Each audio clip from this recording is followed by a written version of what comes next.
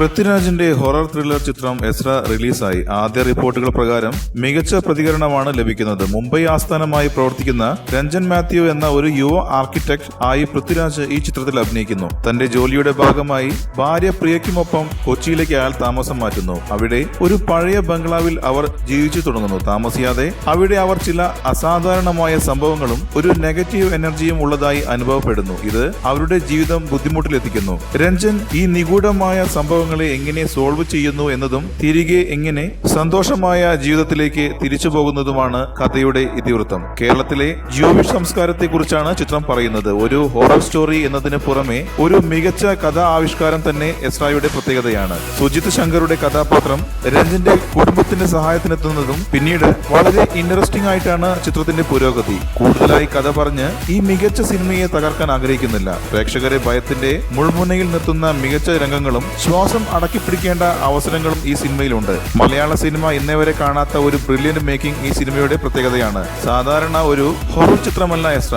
പ്രേക്ഷകരും ഈ സിനിമയെ വാനോളം പുകഴ്ത്തുന്നു. കൂടുതൽ പ്രതീക്ഷിച്ചു പോകാതെ സിനിമ കണ്ടാൽ നിങ്ങളെ ത്രില്ലടിപ്പിക്കുന്ന ഒരു മികച്ച ഹൊറർ ത്രില്ലറാണ് എസ്ര. ചിത്രം ഈ വർഷത്തെ മാസ്റ്റർ പീസ് ആണെന്നാണ് പ്രേക്ഷകർ പ്രതികരിക്കുന്നത്. കൂടുതൽ സിനിമാ വാർത്തകൾക്കും വിശേഷങ്ങൾക്കും ഇപ്പോൾ തന്നെ സബ്സ്ക്രൈബ് ചെയ്യൂ മലയാളം ക്രിയേഷൻസ്.